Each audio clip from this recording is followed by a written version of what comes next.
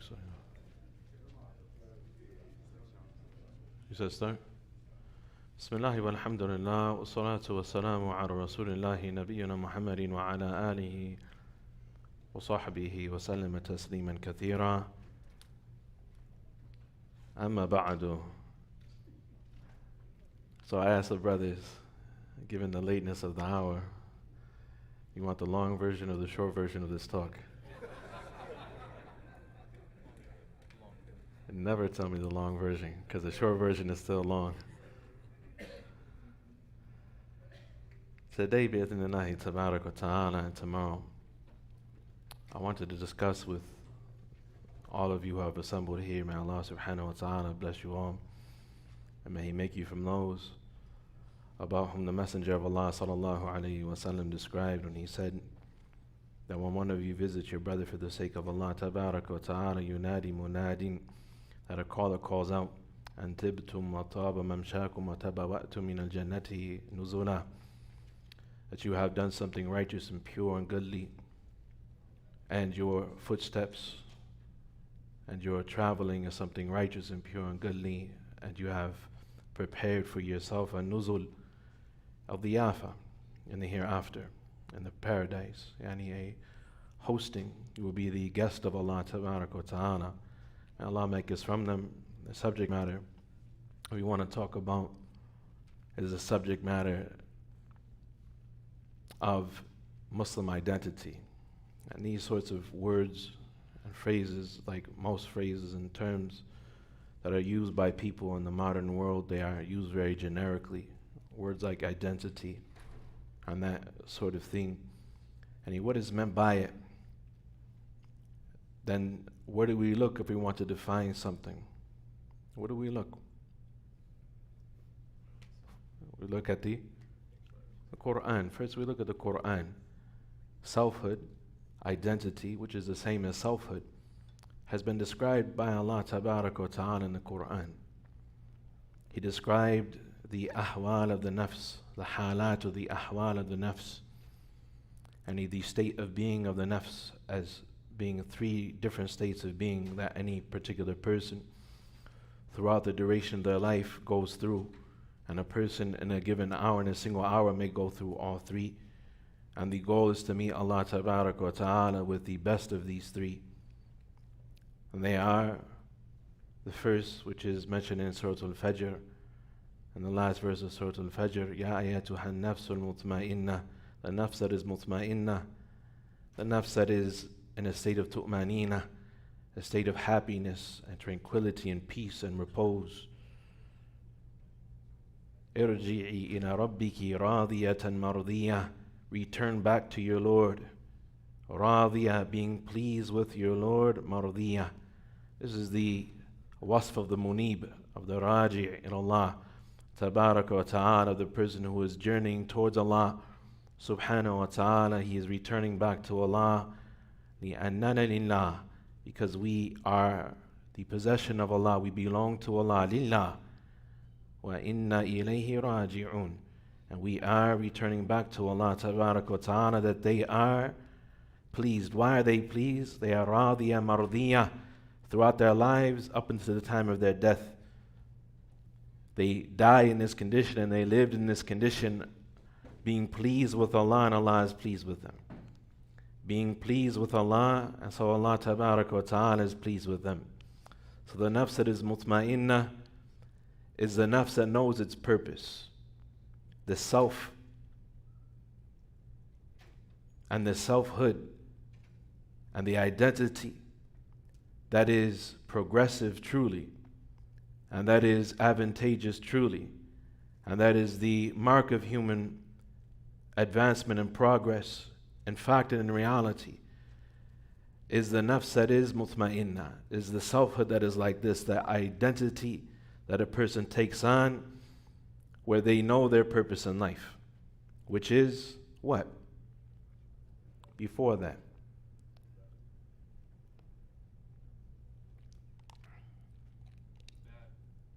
worship of Allah.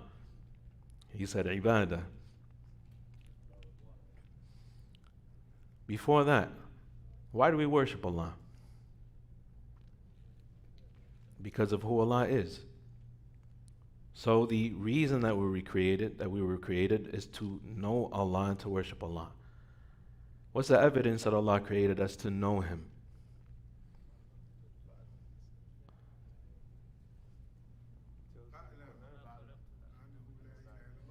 What's the evidence that Allah created us to know Him? He said, فَعْلَمْ أَنَّهُ لَا إِلَهَ إِلَّا اللَّهُ. So kind of a good answer. What's the evidence that the scholars use? The first evidence that they use? Keep going. يتنزل الأمر بينهن لتعلموا الله الذي خلق سبع سماوات ومن الأرض مثلهن. It's the last verse of Surah ماذا? طلاق, Surah الطلاق. الله الذي خلق سبع سماوات وَمِنَ الْأَرْضِ مِثْلَهُنَّ. It is Allah who created the seven firmaments, the seven heavens, and the likes of that of the earth. يَتَنَزَّلُ الْأَمْرُ بَيْنَهُنَّ. The amr of Allah, the ulama, they say that the awamir of Allah are of two types. What are they? الشرعي والكوني. The awamir shar'iyya and the awamir kawniyya, the orders of Allah descend between the heavens and the earth. And from the throne of Ar-Rahman all the way down to the lowest part of the creation. يَتَنَزَّلُ الْأَمْرُ بَيْنَهُنَّ يَتَنَزَّلُ الْأَمْرُ بَيْنَهُنَّ.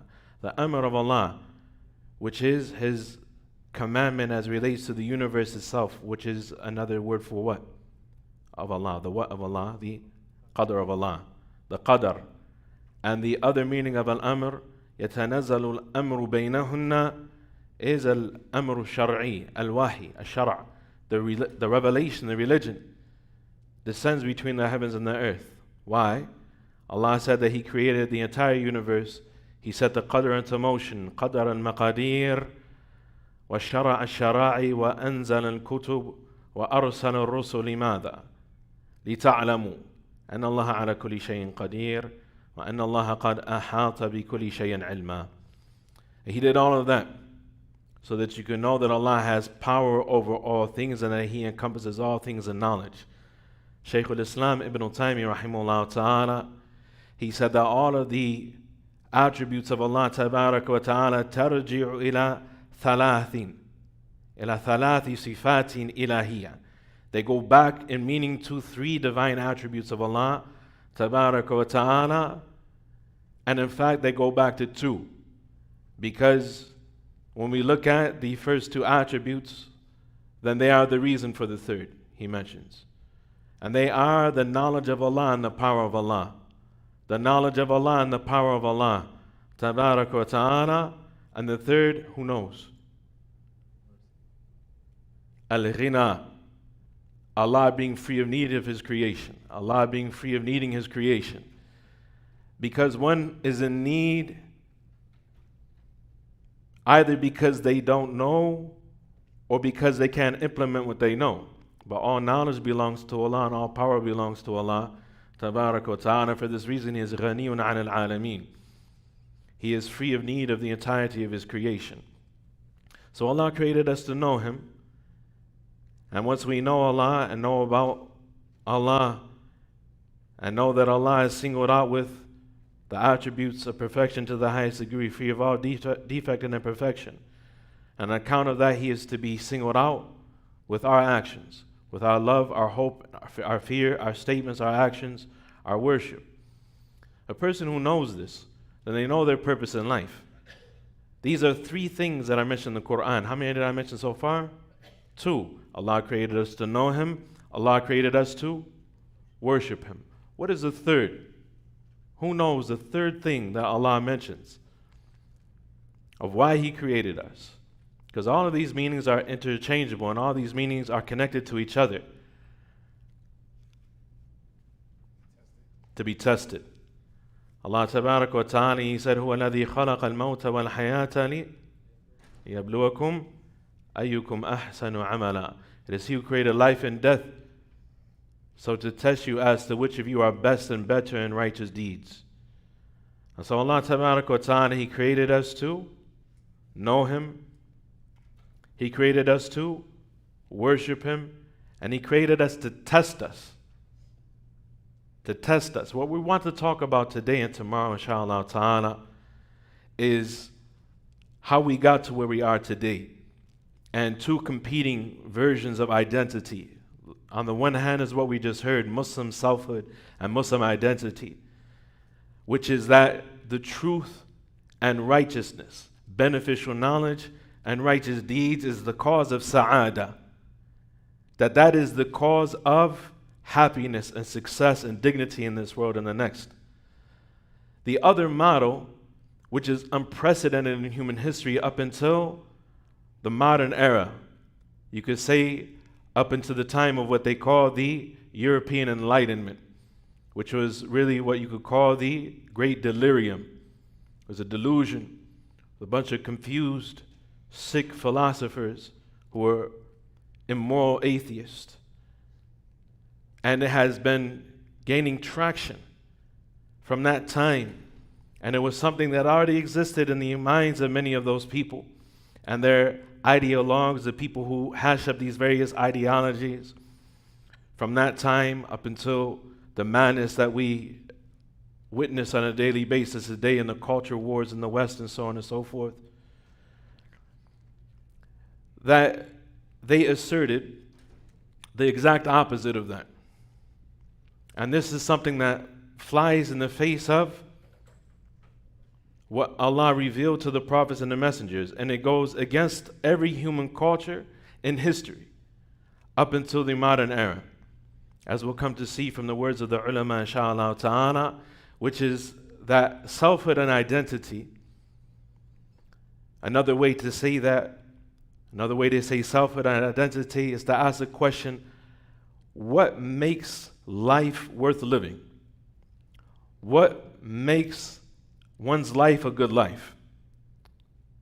What is the cause, the true cause of happiness? These are all interconnected issues. They say that there is no actual factual truth as it relates to anything metaphysical, how the universe works.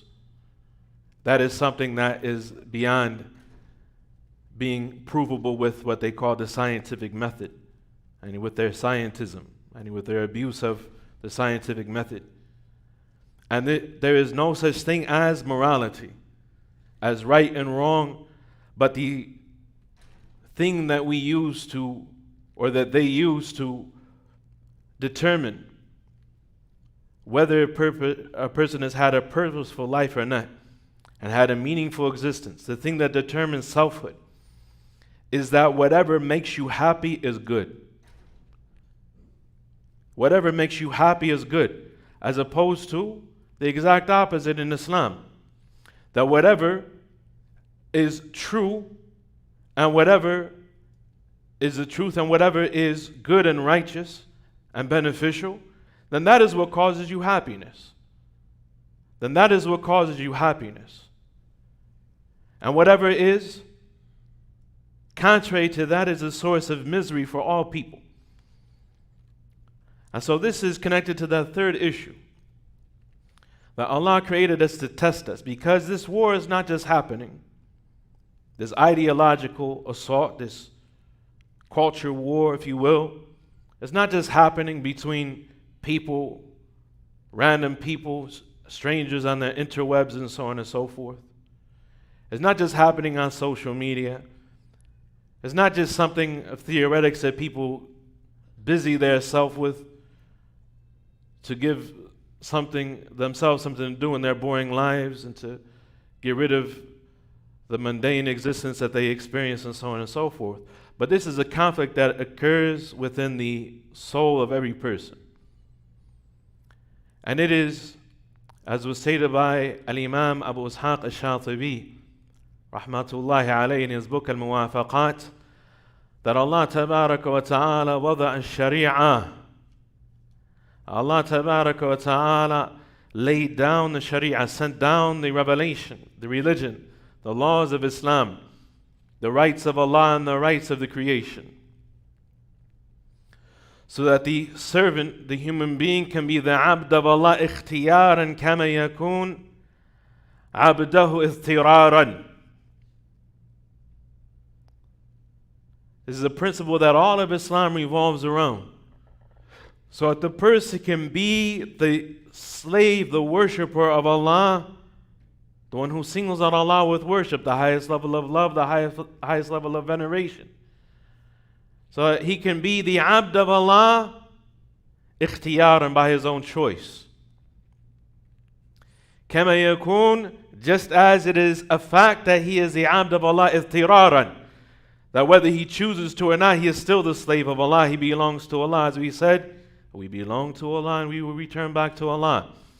Tabaraka wa ta'ala, you are going to return back to Allah. So are you going to prepare for that meeting or not? That is what you have control over, your choices. And he explains this in 3 points. The first is what we just mentioned. The evidence, as I mentioned, the purpose of life. And that Allah Tabaraka wa ta'ala created us to worship Him. And he mentioned rahmatullahi alayhi after great detail and elaborating upon this and dozens of pages, and he through a very long section in his book. He mentions these 3 issues. That, or before that, he mentions rahmatullahi alayhi towards the end of that section. He mentions that because this section in this book is right after the most important part of the book, which is the part of what is called al-maqasid al-shar'iyyah, the wisdoms of the Sharia. How Allah sent down the religion to safeguard all that is necessary for us in our deen, our dunya, and the hereafter. So that we can be happy and successful as individuals and families and communities, that all the laws of Islam are revealed to keep people from transgressing against the rights of one another, so they could treat each other in a way that they would like for Allah to treat them, Tabarak wa ta'ala, in this world and the next. So they could show mercy to the creation of Allah, so they could be the recipients of the mercy of Allah, Tabarak wa ta'ala. And he says, since that is known, paraphrasing his words, since that is known, and since that has been established in great detail, that Allah sent down this religion for these masalih, to establish these matters of benefit, the ijadiha wa takthiriha, as the ulama say, to bring them into existence and to maximize that benefit to the highest possible degree. وَلِدَرْءِ الْمَفَاسِدِ وَتَقْلِينِهَا, and to get rid of and remove all harm from people. If they were to practice this religion, remove all harm from them, bring about safety and prosperity and guidance for them, and so on and so forth. وَتَقْلِيلِهَا, and to mitigate that harm. If it cannot be completely removed, because the world is not utopia, and the world is a place of test, as we heard, to mitigate and to lessen the degree of harm that exists on the earth. Since that has been established, then the person is to make his choice and what he wants, his qasd, in line with the qasd of Allah, the maqsid of Allah, the maqasid of Allah. What he wants line up with what Allah wants. So he should want what Allah wants. As was stated by Imām Ahmed rahmatullahi alayhi. He said, Kun kama arad Allah. And I'm wearing dum ala ma arad Allah. Yakun laka fawqa ma turid. Or yadum laka ala ma turid. Be as Allah wants you to be, and Allah will be for you above what you could ever wish for from Allah. Tabarak wa ta'ala. The scholars, they say that when what you lines up, or what you want lines up with what Allah wants from you, that is the definition of tawfiq. That is the definition of tawfiq. That Allah Tabarak wa ta'ala has made the path of simplicity and ease and good easy for you to understand and practice. And that you have taken advantage of that and shown gratitude for that favor from Allah Tabarak wa ta'ala. So the first point of the 3 major points that he establishes in this regard is what we already heard about the purpose of existence being to know Allah and to worship Allah Tabaraka wa ta'ala. The second point are the ayat that have come fi dhamm al-hawa, in the dispraise of al-hawa, such as the statement of Allah Tabaraka wa ta'ala, in Surah Al-Furqan, when Allah Tabaraka wa Ta'ala, He said to the mustahzi'ina bi rasulihi sallallahu alayhi wa sallam, to those who mocked and scoffed at His Prophet, He said, أَفَرَأَيْتَ مَنْ اتَّخَذَ إِلَهَهُ هَوَاهُ أَفَأَنْتَ تَكُونُ عَلَيْهِ وَكِيلًا.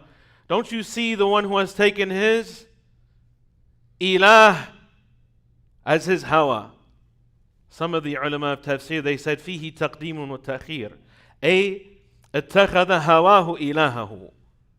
Don't you see the one who has taken his desires as his God? The one who has taken his desires as his God. This has become the God of modernity. When people say that they are atheists, that they don't believe that there is any deity, we say that it is innate in the human being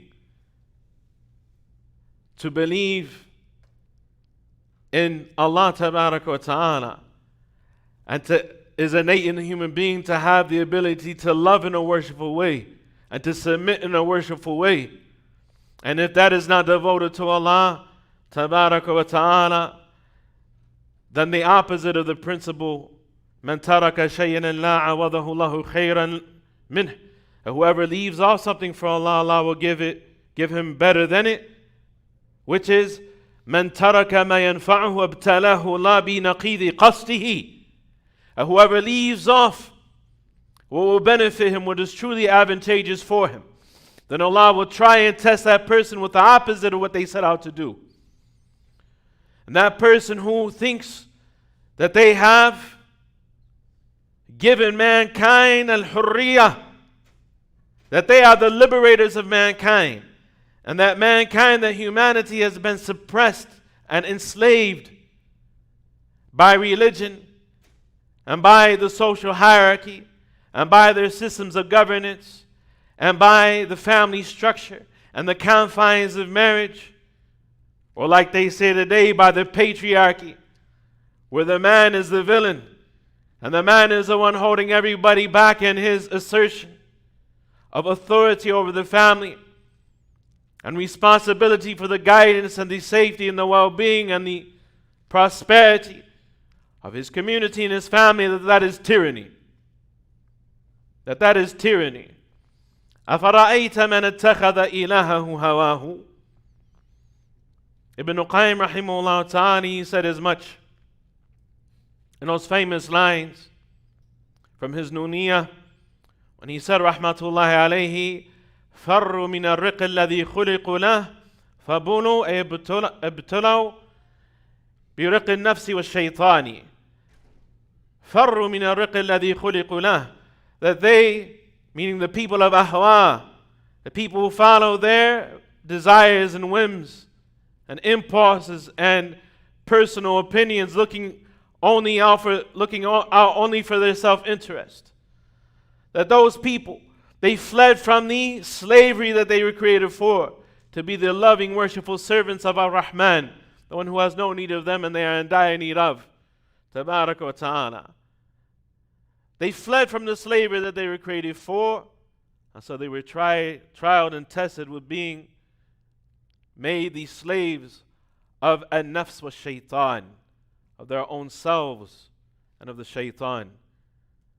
And this is, if we were to take this to its farthest logical conclusion, this concept of selfhood that exists in the modern West, if we were to take this to its farthest logical conclusion, we would say that there is nothing more juvenile and more childish than such an assertion. And that this is something that has been designed to keep people downtrodden and keep people marginalized and keep people under control, to give them unfettered access, and to say that by way of people indulging in their private vices, that the maslahatul amma, by way of people engaging in al-mafasid, any in harm and detriment on a personal, private level, collectively, that this will bring al-maslahatul amma, the greatest good for the maximum number of people. We will say that is the mentality of the underclass, That is the mentality of the poorest people on the margins of society. That is the mentality that has been taught through 1,000 points of darkness for generations to all of the society, to the point that you find it most prevalent amongst the poorest of people. Amongst the poorest of people. It is a mentality that contributes to all of the destruction of society, the destruction of the family, and with the destruction of the family comes widespread pandemonium and murder and chaos and so on and so forth. I wanted to read in closing, because we said it's a short version, a bunch of statements, just a couple. Ash-Shatibi rahimahullah ta'ala has a really beautiful statement, which is why we're mentioning his speech, because otherwise the scholars have hit this issue in so many books in different ways. But because his book is a book that touches on the core wisdoms of the Sharia and that sort of thing, and because of this statement and what is like it from the statements of the scholars and its applicability to the time in which we live and how it allows us to segue into tomorrow's talk, we want to read the statement by Imam Ash-Shatibi rahimahullah ta'ala, which is his third point, which is after establishing the fact that Allah tabaraka wa ta'ala created us to know Him and worship Him. And that is what gives us purpose and meaning and happiness and dignity and so on and so forth, and brings the maximum good for the maximum amount of people. And secondly, after looking at the texts that tell us to oppose our desires and that warn us against our own selves and that inform us that there is no one who is a greater enemy to us than our own anfus, than our own inner selves. And that if we do not tame ourselves and beware of our own selves, let alone the selves of other people, because Allah also mentions that, and those texts are also mentioned. La tattabi ahwa'ahum. Don't follow their desires. Don't follow your desires. Don't follow their desires. If you're out to get you, and you left unchecked and untamed and untrained and unlearned, will destroy your own self in ways that the shaitan can never have dreamed of. As the poet, he said, وَكُنْتُ امْرَأً فِي جُنْدِ إِبْلِيسِ فَارْتَقَى بِيَ الْحَالُ حَتَّى صَارَ إِبْلِيسُ مِنْ جُنْدِ. So Ibn Qayyim mentions in his book, I'datul Sabirin, that a poet in the past said, I used to be a man in the army of Iblis, and my situation exacerbated to the point that shaitan became a part of my army. That what you can do to you is beyond comprehension. Then the anfus of other people, especially the anfus of the kuffar, and the ahwa of other people, and the whims, and the whimsicalness, and the confusion of other people, what that will do to you, and what that will do to the Muslim family, and what that will do to our youth, and what that will do in stopping them from transitioning into adulthood and being able to be marriageable persons who have the traits and the qualities that are necessary for all the hardships and the difficulties and responsibilities that are part of day-to-day life, that the vast majority of people on the earth today do not have. And for that reason, there is widespread anxiety and depression and psychological illness and so on and so forth. When a person looks at their purpose in life and they look at their nafs amara bisu,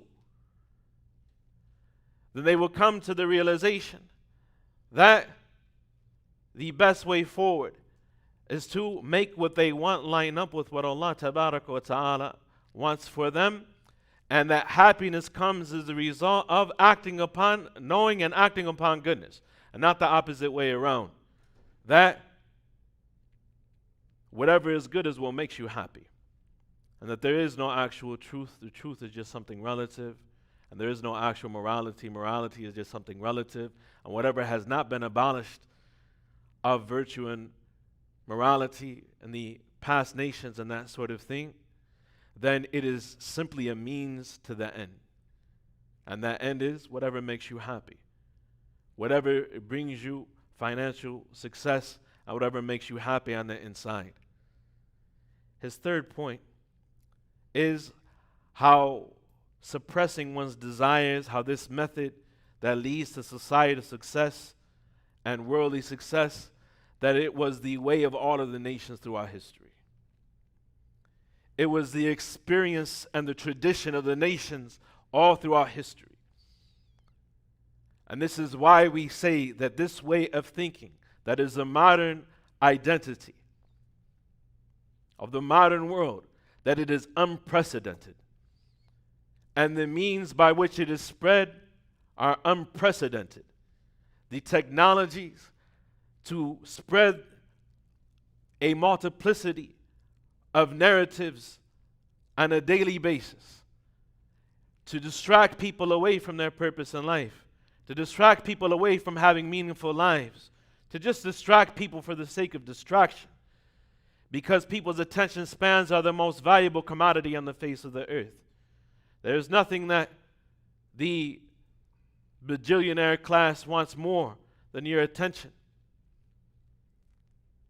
He says, rahimahullah ta'ala, may Allah subhanahu wa ta'ala have mercy upon him, علم بالتجارب العادات. It is known by way of tajarib and adat, by way of the shared experience of people, and by way of the awa'id, the adat of the people, the customs and the old traditions of people. أن المصالح الدينية والدنيوية, that what is of a greater good for people religiously, and what is of a greater good for people on a worldly level, لا تحصل مع الاسترسال في اتباع الهوى, cannot be achieved by unleashing and unfettering the following of one's desires, following and pursuing your desires. You cannot achieve success by instantaneous gratification. You have to sacrifice something now to get a return later. This is something that every intelligent person knows. And this is something that every wealthy person knows. Every person who is rich financially or who is rich spiritually, they know that you have to sacrifice now to reap dividends later. He says, may Allah subhanahu wa ta'ala have mercy upon him. However, the shared experience of the nations, the way that they always thought up until, as we mentioned, up until the quote-unquote modern age, was that a person had to curb their desires in order to do what is most beneficial for society. He said, لا تحصلوا مع الاسترسال في اتباع الهوى والمشي مع الأغراض. And you cannot get what is of a greater good for yourselves as a religious community, or on a worldly level for your finances and so on and so forth, and your families and everything of the sort, while unleashing the following of desires and going along with your aghrad, looking after your own selfish interests. لما يلزم في ذلك من التهارج والتقاتل والهلاك, because of what comes as a necessary result of that, of التهارج والتقاتل والهلاك, and you have people turning against each other, shedding the blood of one another, killing each other and destroying themselves. الذي هو مضاد لتلك المصالح, which goes contrary to these masalih, these wisdoms and these greater goods. وهذا معروف عندهم بالتجارب والعادات المستمرة. This is something that is known by them by way of their shared experiences and by way of their perennial, their constant, from the beginning of time, continuous traditions that they passed on as communities. This is how all people in all times and all places always thought and always conducted themselves. And this is the gist of what he is saying, and we'll stop with this point, or this part of his point. And tomorrow, inshallah ta'ala, we will continue with fleshing out more of the details of how do we get to where we are today. And some of the threats, we say ideologies, Any ideology is something that is more broad than what is called the social imaginary. The scholars of Islam like Ibn Taming and Ibn Qayyim rahimahumullah ta'ala, and they said al-insan madaniyun bit-tab', and how people's attitudes and identities and so on and so forth are formed by the community that surrounds them, by their social circle. People have tasawwarat and iradat. They have their own concepts and perceptions and understandings, and they have their own iradat, their own things that they are after. And they expect for those that are with them, those who cohabitate with them, أن يوافقوهم على تلك التصورات والإرادات, to agree with them when it comes to their way of understanding things and what they want from their lives and so on and so forth. And if a person doesn't agree with them, then they will be a nuisance for that person. They will harm and abuse that person. They will make that person an outcast. They will ostracize that person. Or as they say today, cancel that person. And a person's way of thinking is formed by the social imaginary, how people around them think. And one of the greatest things that bring about identity for the Muslim youth is to surround themselves with good people, to make themselves active in the communities. So we'll talk about these sorts of things tomorrow, and some of the ideologies, if you will, that are at play in the modern world, and without being boring about it, as I promised my wife I wouldn't be boring about it. We ask Allah tabaraka wa ta'ala for al-huda wa tuqa wa al-afaf wa al-ghina.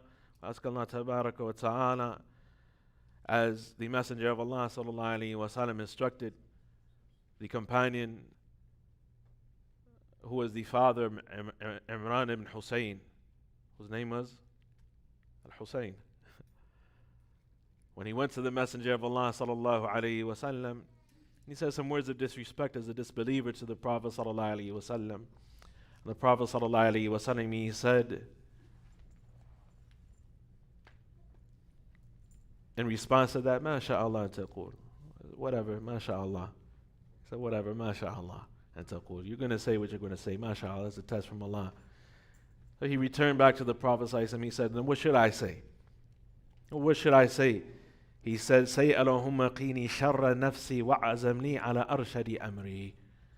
Oh Allah, protect me from the evil of my nafs and guide me to having azima, determination, to that which is most rightly guided of behavior. We ask Allah tabaraka wa ta'ala for that. Allahumma arshidna li, Allahumma azim lana li arshadi amrina. وَقِنَا شُرُورَ أَنفُسِنَا. Oh Allah, protect us from the evils of our souls and give us determination and the maturity and the wherewithal and the foresight to act upon that which is most beneficial. هذا وصلى الله وسلم وبارك على نبينا محمد وعلى آله وصحبه وسلم.